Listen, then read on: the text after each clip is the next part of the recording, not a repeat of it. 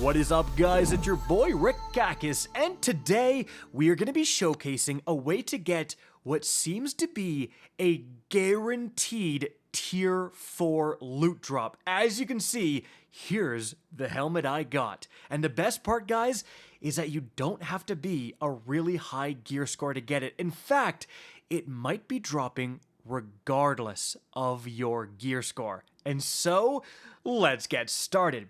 Now, to be honest, I was not gonna make this video originally, but I keep telling people, like friends and so on that I play with about this, and they're like, wait, how do you get that helmet? And I just tell them that, and none of them know about this. So I wanted to make this video now today. It's Monday at the time I'm making this because this is the last day that you can get this guaranteed tier 4 drop for this week, and then next week there's going to be another chance to get a guaranteed tier 4, guys.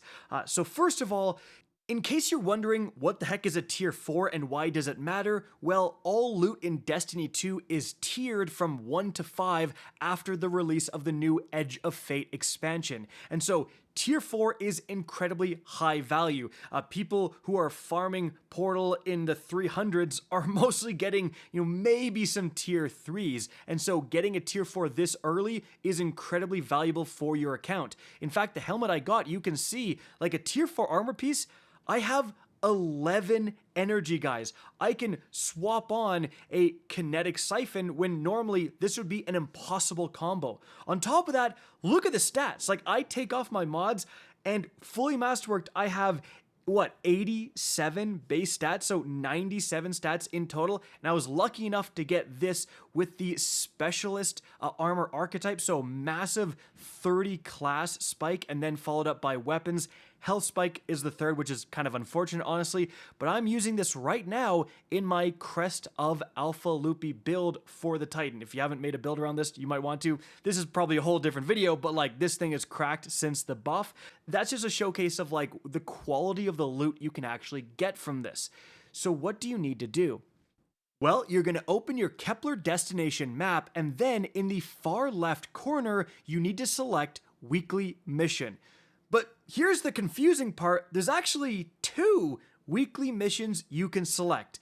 Now, the one I did, the one I know for sure drops a guaranteed tier 4, is the left one with the challenge indicator, as you can see, guys. However, as for the right one, I've been told people just got a tier 3, but I've also been told people also got another tier 4 drop for the week, guys. So in my opinion, 100% do the left one first, and then after, it's also worth just trying the right one if you can.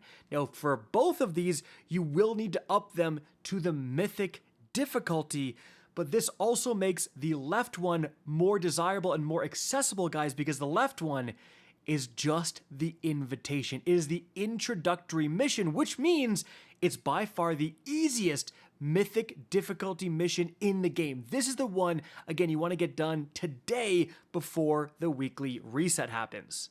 So that means if you reach a 200 gear score, you're at the activity cap, because it's actually going to put you 50 under, and that means enemies are going to be roughly around 250. So if you've reached 200, you're actually good to go. Anything above that is just kind of overkill. And if you're slightly under, you can still get away with this activity as well. And the number one tip is going to be the third iteration. Bungie said they're nerfing it tomorrow, the Tuesday, but you have one last day to use this thing while it's glitched and doing way more damage than usual, and it is absolutely going to help you out.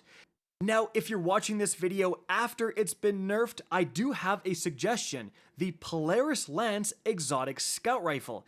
This is a piece of featured gear, so it actually gets a 10% damage boost in this activity, and it's just a crazy good scout rifle. You shoot an enemy enough times, and you're gonna cause ignitions, big solar explosions. Oh, and also, if you have the seasonal artifact perk that says that solar weapon precision hits will give you radiant, it's also going to boost its damage even more, and that can be a way you pick away at enemies. Because, guys, another big tip is that aside from the very last boss fight, the entire mission, you can die as much as you want. So you can just, pick away at this servitor boss right here with your scout rifle, and oh, you die to a random shank, no big deal. You respawn, you keep going. You respawn, you keep going. Like, it is actually pretty forgivable. If you have the time to commit to do this, you can slowly whittle away at like all of these enemies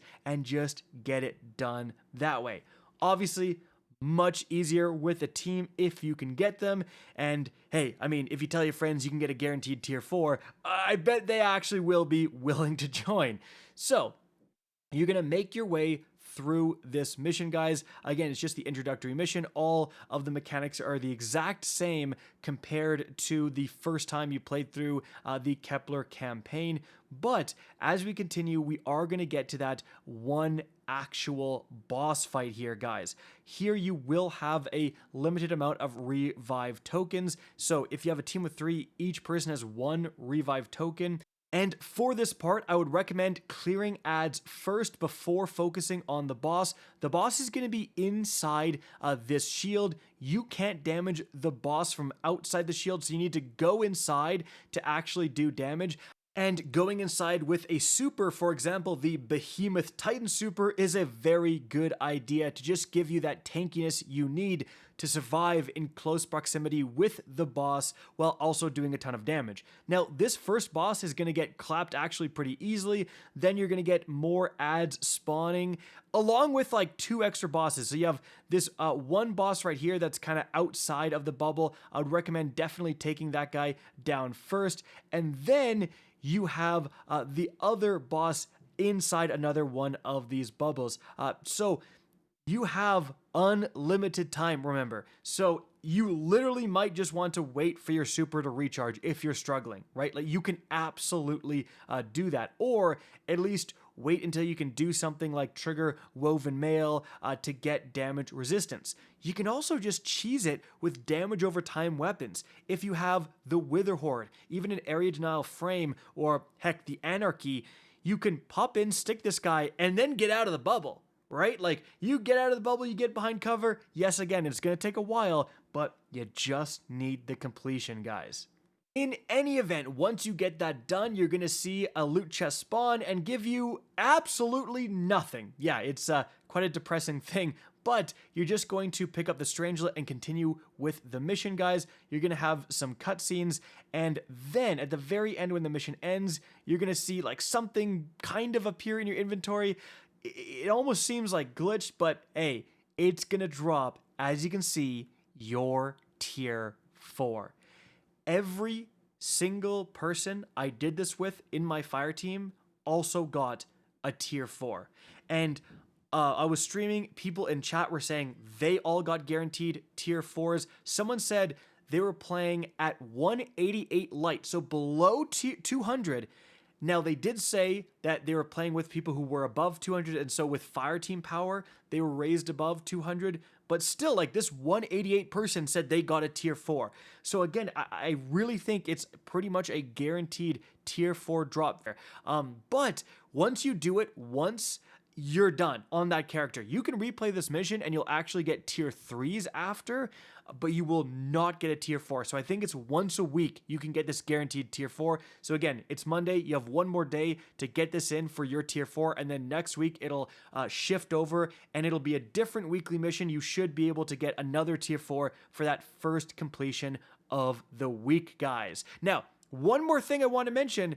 I got a helmet because, as you can see right here, I had helmet focused within my Kepler destination. So you do actually have some agency over what tier 4 you get, guys. Make sure to go here and align, focus what you want most of all, because you have a pretty high chance of actually getting the tier 4 based on what you have aligned.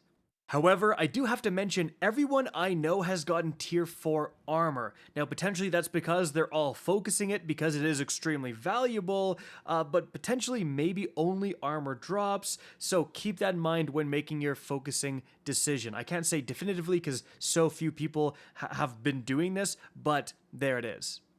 And so guys, that's it for the video. I hope you enjoyed and found this informative. If you did, please remember to help me out by simply rating and especially sharing this video. If you guys want to see more Destiny 2 content similar to this, don't be afraid to slap that subscribe button. If you want to get in touch with me and keep up to date with the latest channel activity, the best way is to follow me on Twitter at RickCacus, that is linked in the description down below. Again, I hope you enjoyed the video, and as always, have a good day.